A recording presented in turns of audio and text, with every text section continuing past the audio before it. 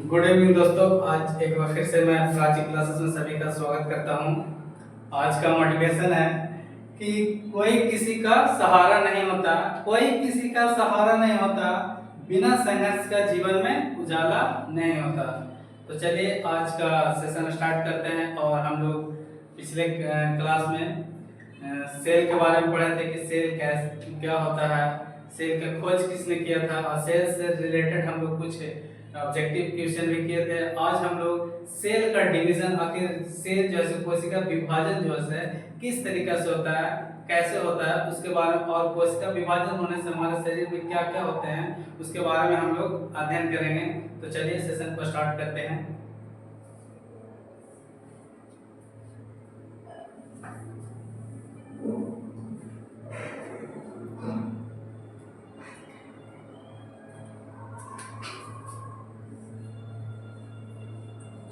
Cell division, कोशिका विभाजन। आखिर कोशिका विभाजन होता है क्या, इसके बारे में। यह एक ऐसी प्रक्रिया है सेल के अंदर कि यह एक ऐसी प्रक्रिया है, या एक ऐसी प्रक्रिया है जिसमें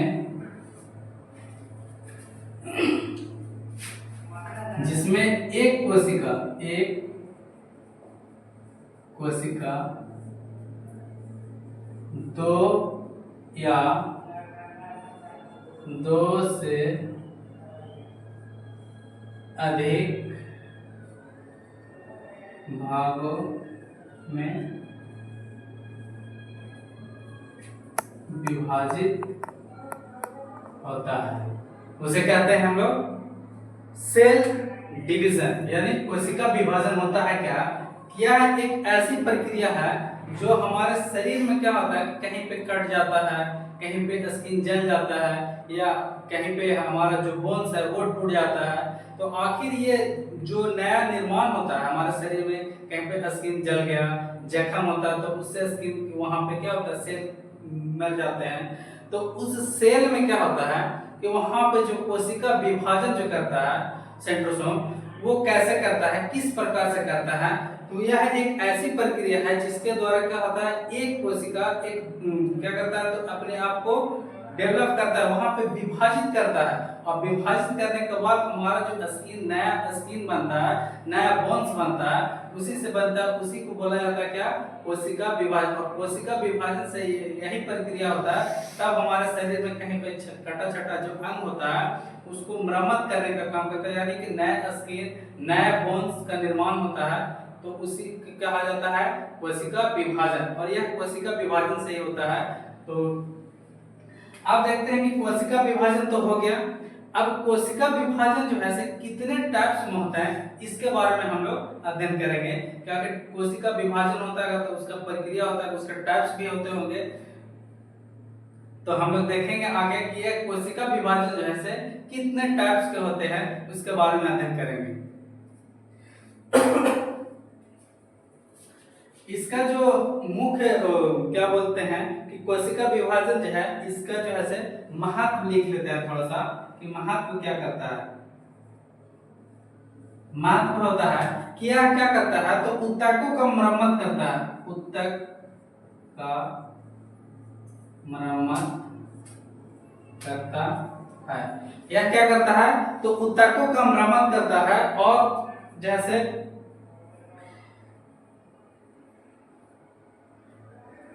मरम्मत करता, और क्या होता है, तो विकास और वृद्धि का कार्य करता है।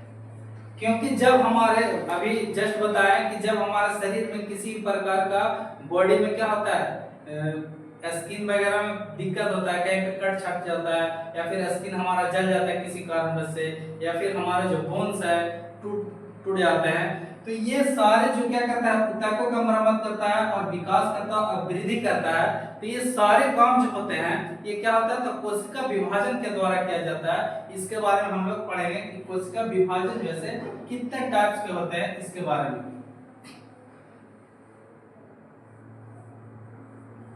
सेल डिवीजन, सेल डिवीजन जैसे कितने टाइप्स के होते हैं इसके बारे में हम लोग पढ़ेंगे कि सेल डिवीजन जैसे 3 टाइप्स के होते हैं। कितने प्रकार के होते हैं?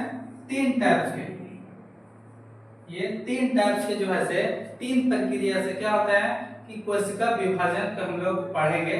सबसे पहले क्या होता है कि असूत्री विभाजन। सबसे पहले क्या होगा? असूत्री विभाजन होगा, जिसका इंग्लिश में क्या होता है, एमाइटोसिस बोलते हैं। नेक्स्ट क्या होता है, तो समसूत्री विभाजन, समसूत्री विभाजन।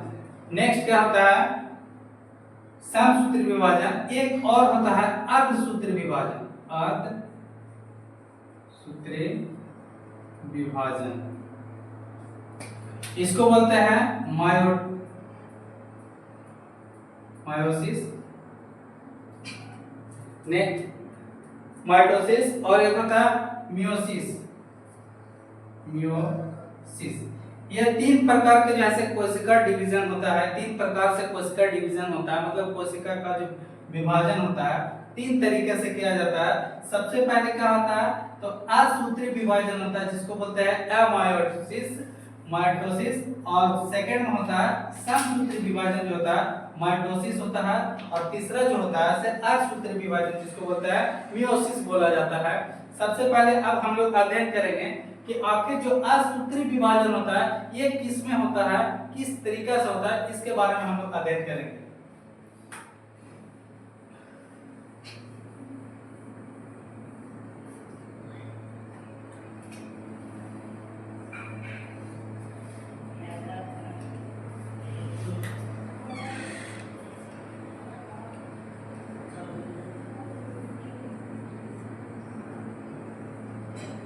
कोशिका विभाजन, सबसे पहले हम लोग पढ़ेंगे कि असूत्री विभाजन। असूत्री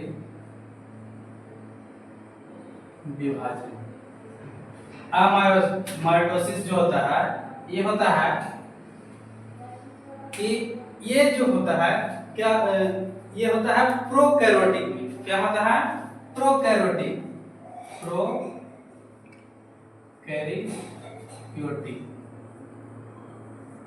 ये जो होता है हमारा असूत्री विभाजन प्रोकैरियोटिक में ये होता है।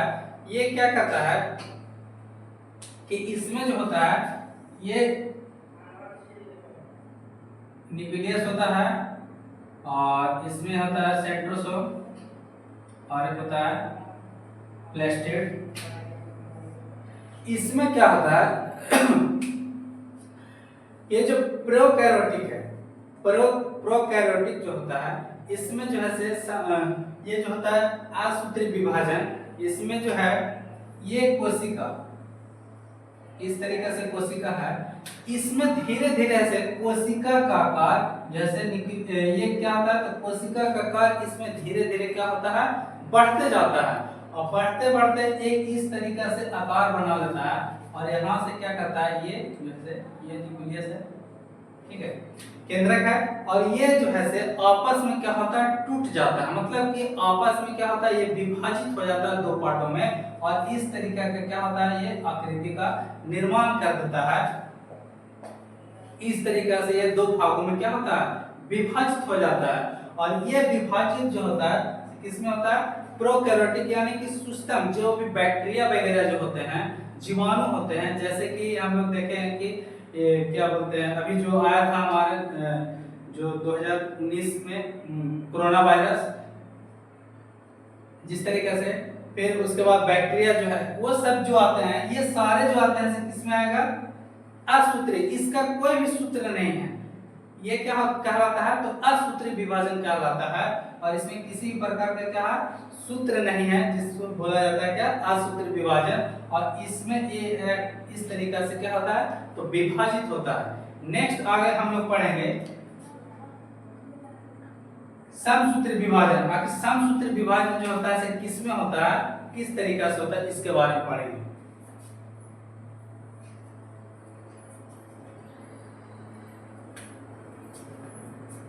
नेक्स्ट पढ़ेंगे हम लोग समसूत्री विभाजन। समसूत्री विभाजन जो है से हमारे शरीर में जो जिस तरीका से हमारा सेल का निर्माण होता है, उसी तरीके ये जो होता है से हम लोगों में क्या होता है, समसूत्री विभाजन होता है। और समसूत्री विभाजन के कारण क्या होता है, तो हमारा स्किन जो है से हमारा स्किन जो जख्म वगैरह जो होता है, कटा छटा अंग जो होता है, टूटे फूटे अंग जो होता है, उस ऊतकों को क्या करता है, मरम्मत करने का काम करता है। और मरम्मत करने का काम करता है तो उसी ये जो प्रक्रिया होता है समसूत्री विभाजन के द्वारा यह प्रक्रिया होता है। तो चलिए हम लोग पढ़ते हैं कि समसूत्री विभाजन जो है से किस तरीका से होता है, इसके बारे में।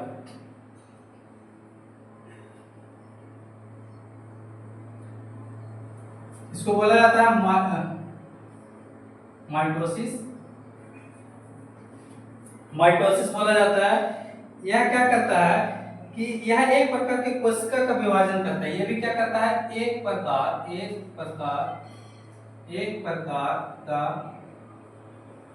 कोशिका का विभाजन करने का काम करता है। यह भी क्या करता है, तो एक प्रकार के कोशिका का क्या करता है, तो विभाजन करने का काम करता है। विभाजन करने का काम करता है ये। इसका महत्व क्या है, इसका भी महत्व होगा। आखिर हम लोग जो ये पढ़े असूत्री विभाजन, इसका ही महत्व था। और इसके बारे में समसूत्री विभाजन जो है, इसका महत्व क्या है, इसके बारे में जो हम लोग पढ़ेंगे।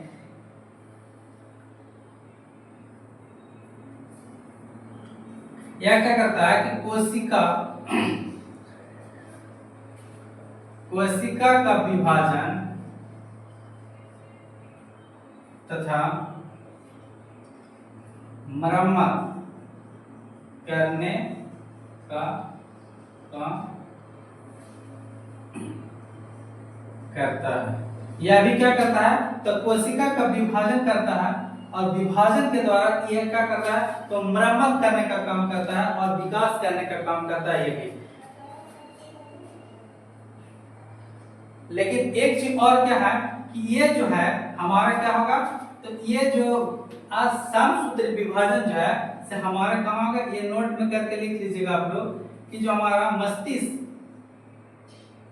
मस्तिष्क और दांतों में या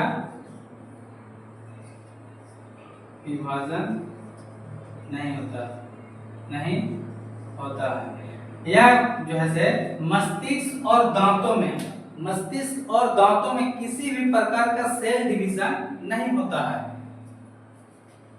ये नोट में करके आप लोग लिख लीजिएगा।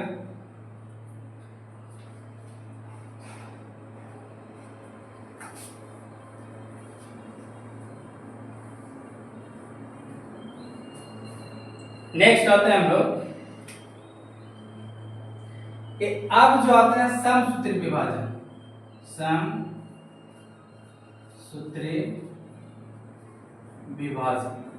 समसूत्री विभाजन आते हैं। तो समसूत्री विभाजन आखिर होता है, इसका भी जो है से प्रकार होता है कि आखिर कितने प्रकार का होता है। तो ये जो है से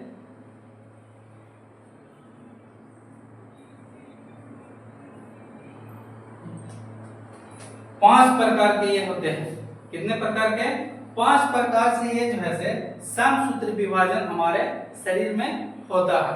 सबसे पहले क्या होता है इसमें कि इसमें इंटरफेज होता है। सबसे पहले क्या होता है, इंटरफेज। सबसे पहले क्या होता है, तो इंटरफेज होता है। और ये इसके बाद हम लोग पढ़ेंगे प्रोफेज। नेक्स्ट पढ़ेंगे प्रोफेज थर्ड में पढ़ेंगे मेटाफेज, मेटाफेज। फोर्थ में पढ़ेंगे एनोफेज, एनोफेज। और फिफ्थ में पढ़ेंगे हम लोग लास्ट में टेटोफेज। ये 5 प्रकार से जो है से, ये 5 प्रकार से हमारा जो है से समसूत्री विभाजन मायोसिस जो होता है, सॉरी माइटोसिस जो होता है, माइटोसिस, जो माइटोसिस होता है ये 5 प्रकार से हमारा क्या होता है, सेल डिवीजन होता है। और इसके बारे में हम लोग बारी बारी से पढ़ेंगे कि आखिर इंटरफेज का काम क्या होता है, प्रोफेज का काम क्या होता है, मेटाफेज का काम क्या होता है, एनोफेज का काम क्या होता है, टेटोफेज का क्या काम होता है, इसके बारे में हम लोग पढ़ेंगे। तो सबसे पहले देखेंगे कि इंटरफेज होता है, फर्स्ट में देखेंगे कि इंटरफेज के बारे में कि इंटरफेस होता क्या है, इसमें क्या क्या होता है, इसके बारे में पढ़ेंगे हम लोग कि इंटरफेस जो होता है ये क्या होता है, तो बड़ी होती है, क्या होती है, बड़ी होती है। और बड़ी होने के साथ साथ क्या होता है, तो इसमें केंद्रक,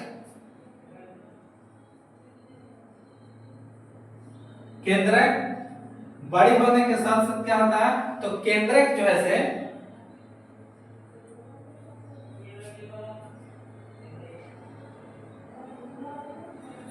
केंद्रक और क्रोमोसोम, केंद्रक और क्रोमोसोम के साइज क्या होते हैं, तो बढ़ने लगते हैं। ये जो है से इंटरफेस में क्या होता है कि बड़ी होती है, केंद्रक और क्रोमोसोम की साइज जो है से इसमें क्या होता है, तो बढ़ने लगता है। धीरे धीरे इसका स्ट्रक्चर जो आकृति जो है ये क्या होने लगता है, बढ़ने लगता है। इसमें इंटरफेज में होता है। नेक्स्ट पढ़ेंगे हम लोग कि प्रोफेज। अब प्रोफेज होता है क्या, इसके बारे में पढ़ेंगे हम लोग। तो इसमें जो है एक होता है स्प्लिंटर फाइबर होता क्या, इसके बारे में थोड़ा सा बता देते हैं कि जब क्या होता है कि इस तरीके से जब हमारा सेल होता है, और सेल में क्या होता है, तो माइटोकॉन्ड्रिया होता है, क्या होता है, तो राइबोसोम होता है, और क्या होता है, तो एंडोप्लाज्मिक रेटिकुलम यार होता है, वैक्यूल्स होता है, लाइसोसोम होता है, और क्या होता है, तो गोल्गी बॉडी होता है, सेंट्रोसोम होता है, और क्या होता है हमारा ये न्यूक्लियस होता है, मतलब केंद्रक होता है। अब यही क्या करता है, इसमें जो है जब इन ये सारे चीज क्या होते हैं, तो विभाजित होते हैं। जब आपस में क्या होता है, ये विभाजित होते हैं, और इसके बीच में क्या होता है, विभाजित होने के पहले एक ऐसे इस तरीके से क्या होता है, एक धागा जैसा, ये जो धागा क्या होता है, 2 भागों में इसको क्या करता है, बांटने का काम करता है। और ये जो धागा होता है उसी को बोला जाता है क्या, स्प्लेंडर फाइबर। स्प्लेंडर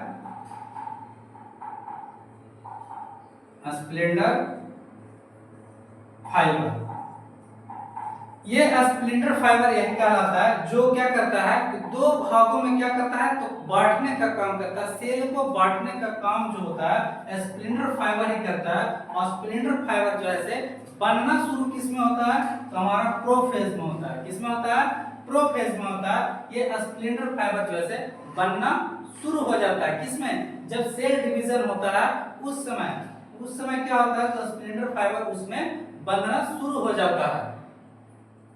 और क्या करता है, तो केंद्रक को क्या करता है, विभाजित करने का काम करता है। यहां से क्या करता है, ये विभाजित करने का काम करता है। नेक्स्ट आते हैं हम लोग 3rd नंबर में, क्या होता है,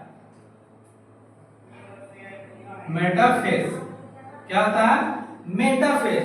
अब मेटाफेज क्या होता है, स्प्लिंटर फाइबर तो बन गया, अब क्या होता है मेटाफेज में, आप लोगों को बताते हैं कि मेटाफेज में क्या होता है कि स्प्लिंटर फाइबर जैसे ये क्या कर रहा था, तो प्रोफेज में बन रहा था। अब यहाँ पे जो है मेटाफेज में क्या होता है, तो स्प्लिंटर फाइबर पूर्ण रूप से क्या होता है, कंप्लीट हो जाता है। इसमें क्या होता है, स्प्लिंटर फाइबर जो है कंप्लीट हो जाता है। और नेक्स्ट हम लोग पढ़ेंगे कि ये क्या होता है, कंप्लीट हो जाता है। अब नेक्स्ट पढ़ते हैं हम लोग लास्ट एनोफेज। क्या होता है, फॉर्म एनोफेज। अब एनोफेज का काम क्या होता है, इसके बारे में हम लोग अध्ययन करेंगे। तो एनोफेज का काम क्या होता है, ये एनोफेज जो है सबसे छोटी अवस्था, सबसे छोटी अवस्था, सबसे छोटी अवस्था होता है कैसे, कि जब क्या होता है कि यहां से ये जब सेल डिवीजन होता है, कहां से, जब इसमें स्प्लिंटर फाइबर क्या होता है, बंध जाता है। जिस तरीके से हम लोग देखते हैं कि जब क्या होता है गुब्बारा वगैरह में, जब आप लोग देखे होंगे बच्चे वाला जो गुब्बारा, इस तरीके का जो गुब्बारा होता है, इसमें क्या होता है कि जब एक इस तरीके से बांध दिया जाता है, और बांधने के बाद क्या होता है अलग अलग प्रकार के जो डिजाइन दिया जाता है, वही जो यहाँ से क्या होता है इस तरीके से, और यही जो कटता है यहाँ से क्या होता है, जो हमारा सेल बढ़ता है इसी तरीके से, उसको बोलते हैं स्प्लिंटर फाइबर। और ये दो भागों में बढ़ता है और इसी को बोला जाता है क्या, स्प्लिंटर फाइबर। तो ये सबसे छोटी अवस्था होता है, और क्या होता है यहाँ से ये बट जाता है, और बटने पर क्या होता है, इसका छोटा अवस्था इधर हो जाता है और इसका अवस्था इधर हो जाता है। यानी जो है से केंद्रक भी दो भागों में बढ़ जाता है, माइटोकॉन्ड्रिया भी दो भागों में, राइबोसोम, एंडोप्लाज्म सारे जो है दो भागों में क्या होता है, बट जाते हैं। और ये जो सबसे छोटी अवस्था होता है जिसको बोलते हैं एनोफेज बोला जाता है, एनोफेज बोला जाता है। और क्या होता है इसका काम, तो जो है ध्रुव, अब इसका ध्रुव क्या हुआ, ये वाला हुआ, इसका ध्रुव ये वाला हुआ। अब दोनों जो है जब विभाजित हो गया से, तो दोनों से जब विभाजित हुआ इस तरीके से, तो दोनों क्या हुआ, अपने अपने ध्रुव की ओर बढ़ जाते हैं। तो इस यही कहलाता है क्या, हमारा एनोफेज कहलाता है। क्या कहलाता है, एनोफेज कहलाता है। लास्ट में अब हम लोग पढ़ेंगे क्या, लास्ट में हम लोग पढ़ेंगे क्या, टेटोफेज।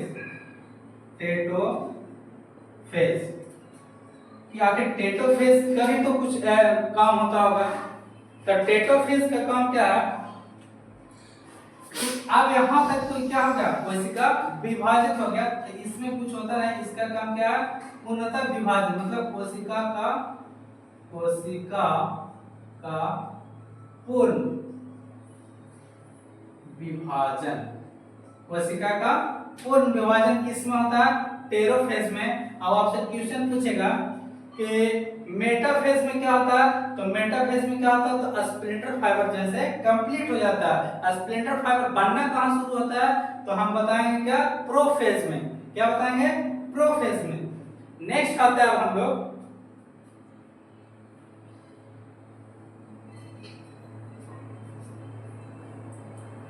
अब एक और क्वेश्चन है कि आखिर जो है ये जो विभाजन का डिसीजन, आखिर सेल जो विभाजित होता है, कोशिका विभाजन होता है, तो इसका डिसीजन कौन करता होगा, तो कौन करता है, केंद्रक करता है। इसका जो डिसीजन करता है सेल कोशिका विभाजन, कोशिका विभाजन का क्या करता है, तो डिसीजन कौन लेता है, तो केंद्रक लेता है। कौन लेता है, केंद्रक लेता है। नेक्स्ट आते हैं हम लोग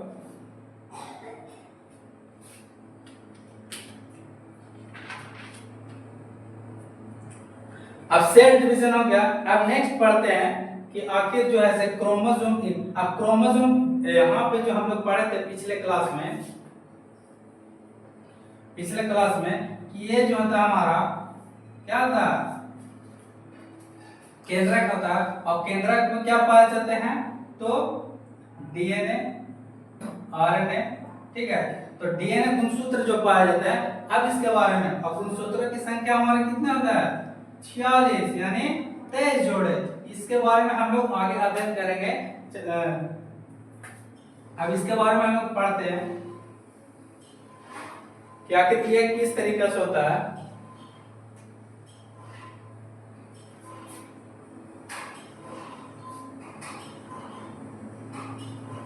मेल फीमेल और मेल में भी क्या होता है, तो ये कितने होते हैं, 46 होते हैं, और इस गर्ल्स में भी क्या होता है 46 होते हैं, यानी कि पुरुष में भी क्या होता है, पुरुष में भी 46 होते हैं, और महिला में भी क्या होता है, तो महिला में भी क्या होता है 46 क्रोमोसोम होता है। कितने क्रोमोसोम, क्रोमोसोम, ये भी क्या होता है क्रोमोसोम। इसमें भी क्या होते हैं 46 होते हैं, और फीमेल में भी क्या होता है हमारा 46 क्रोमोसोम होते हैं। अब क्या होता है 46 और 46, इस दोनों में तो 46 हो गया। अब जैसे किस तरीके से विभाजित होता है और किस तरीके से जो है लिंग निर्धारण होता है, इसके बारे में हम लोग पढ़ रहे हैं। तो अब क्या करता है कि ये जो है से दो टाइप्स के होते हैं। इसमें जो क्रोमोसोम होते हैं कितने टाइप्स के होते हैं, 2 टाइप्स के। इसमें भी 2 टाइप्स और इसमें भी क्या होता है 2 टाइप्स के होते हैं। ठीक है, एक होता है ऑटोसोम,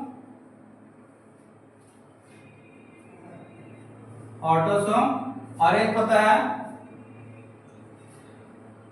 ऑलोसोम। इसमें भी क्या होता है ऑटोसोम, ऑलोसोम, इसमें भी क्या होता है। अब क्या होता है कि ऑटोसोम ऑलोसोम जो होता है ये दोनों में पाए जाते हैं। अब इसमें क्या होता है कि इसमें भी क्या होता है 44, इसमें क्या होता है 44, और इसमें भी क्या होता है 44, यानी कि फीमेल में भी क्या होगा ऑटोसोम, ऑटोसोम कितना होगा 44, और मेल में भी क्या होगा 44 होगा। किसमें होगा, इसमें भी जो है से 44 होगा, और इसमें भी क्या होगा 44, और इसमें भी क्या होगा 44 होगा। अब आते हैं हम लोग कि ऑलोसोम जो होता है, ऑलोसोम इसमें क्या होता है 2 होता है, और गर्ल्स में भी क्या होगा 2 होगा। इसमें भी क्या होता है 2 होते हैं, और महिला में भी क्या होते हैं 2 होते हैं। अब देखेंगे हम लोग कि ये जो क्या करता है तो शरीर का निर्माण करता है। क्या करता है, शरीर का निर्माण करता है। क्या करता है, शरीर का निर्माण करता है। इसमें भी क्या करता है, तो शरीर का निर्माण करता है, शरीर का निर्माण करता है। ये क्या करते हैं, तो शरीर का निर्माण करता है, और ये भी क्या करता है, तो शरीर का निर्माण करता है। और ये जो ऑलोसोम होता है, और ये क्या करता है, तो लिंग निर्धारण करता है। क्या करता है, लिंग निर्धारण। ये क्या करता है, लिंग निर्धारण। ये भी क्या करता है, तो बॉयज में भी जो होता है ऑलोसोम, ये क्या करता है, जो 2 होते हैं ये क्या करेगा, तो लिंग निर्धारण करेगा। और इसमें जो ऑलोसोम होता है गर्ल्स में भी, ये भी क्या करते हैं, तो लिंग निर्धारण का काम करेंगे। अब देखते हैं क्या कि इसमें क्या होता है, तो एक्स और वाई, पुरुष में क्या पाए जाते हैं, तो एक्स और वाई, और गर्ल्स में क्या पाए जाते हैं एक्स और एक्स, ओनली एक्स और एक्स पाए जाते हैं। गर्ल्स में क्या पाए जाते हैं, तो एक्स और एक्स, और बॉयज में क्या पाए जाते हैं एक्स और वाई। क्या पाए जाते हैं एक्स वाई। अब देखते हैं यहां से कि इसमें क्या आता है कि इसमें 22 और इसमें भी 22। अब क्या होता है कि यहां से जो है से 22 आ गया, 22 से 22 आ गया क्रोमोसोम, और गर्ल्स से भी क्या आ गया 22 आ गया। यहां से भी क्या आया 22 क्रोमोसोम आ गया, इसमें से भी 22 आ गया। अब देखते हैं हम लोग कि इसमें से भी 22 आ गया और इसमें से भी 22 आ गया। अब टोटल मिलके कितना हो गया 46, सॉरी 44 हो गया। अब क्या हो गया, ये जो है शरीर का निर्माण हो गया। अब यहाँ पे क्या होता है, लिंग निर्धारण होना है। तो लिंग निर्धारण करने के लिए सबसे पहले क्या होता है, तो यहाँ से पुरुष तो क्या आएगा एक्स आएगा, और गर्ल्स से क्या आएगा एक्स आएगा। अब यहाँ से गर्ल्स से भी क्या आएगा एक्स आएगा। अब बन गया क्या 1 + 1, यानी क्या हो गया 2 हो गया यहाँ पे भी। अब यहाँ पे 2 हो गया तो हमारा क्रोमोसोम की संख्या कितना आ गया 46 हो गया। अब हमारा शरीर जो है पूर्ण रूप से बन जाएगा। अब देखते हैं कि पुरुष से भी क्या आया, यहाँ पे लिखते हैं कि पुरुष से भी क्या आया, x आया, और महिला से भी क्या आया, महिला से भी x आया। अब महिला से भी x और पुरुष से भी x आया, तब ये जो है से क्या बनाएगा, तो लड़की का निर्माण होगा। यहाँ पे क्या होगा, लड़की का निर्माण होगा। अब देखते हैं हम लोग कि अब यहां से पुरुष से क्या आया, पुरुष से क्या आया, y आया, और गर्ल्स में तो ऑलरेडी x x ही होता है, तो महिला से क्या आया, क्रोमोसोम, तो x आया।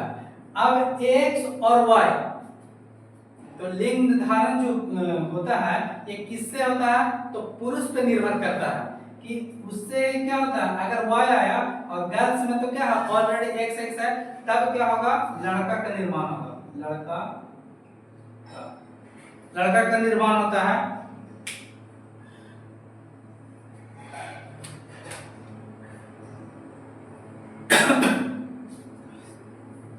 एक चीज और बताते हैं आप लोगों को कि जब क्या होता है, किसी कारणवश क्या होता है कि जब पुरुष से x और y, पुरुष से ध्यान दीजिएगा यहाँ पे कि पुरुष से जब x और y दोनों क्रोमोसोम क्या होता है कि एक साथ आ जाता है, और गर्ल्स से ऑलरेडी क्या आ जाएगा, x।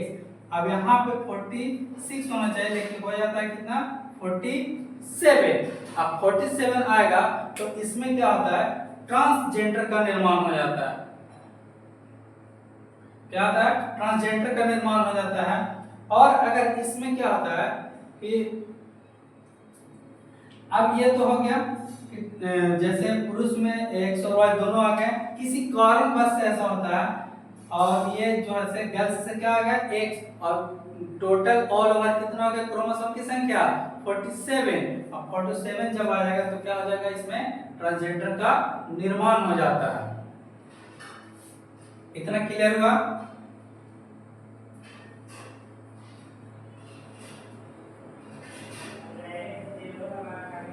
नेक्स्ट आते हैं हम लोग कि जब ऑटोसोम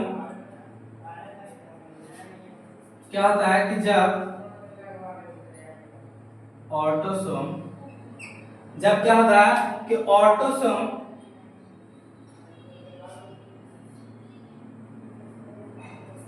जब ऑटोसोम में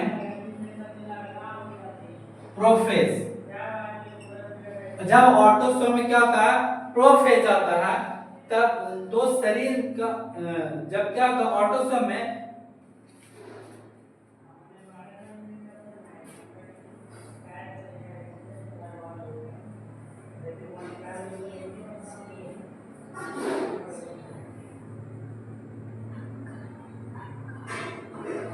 जब क्या होता है कि ऑटोसोम में प्रॉब्लम आता है, जब क्या होता है कि ऑटोसोम में क्या होता है,